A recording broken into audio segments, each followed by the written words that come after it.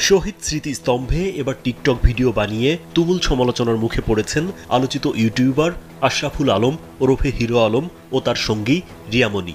বৃহস্পতিবার বিকেলে খুনিয়াদিঘি স্মৃতিস্তম্ভের ওপর জুতা পরে তারা একটি টিকটক ভিডিও তৈরি করে। এ সময় উপস্থিত দর্শকরা টিকটক ভিডিওটি তাদের মোবাইলে ধারণ করে, পরে তা মুহূর্তে সামাজিক যোগাযোগ মাধ্যমে ছড়িয়ে দেয়।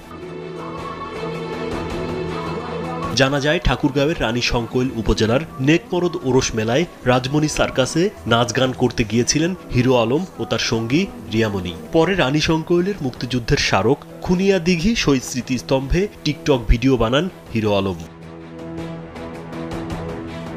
পরে ঘটনা জানাজানি হলে এলাকায় সাধারণ মানুষের মাঝে এ নিয়ে বিরূপ প্রতিক্রিয়া দেখা দেয়।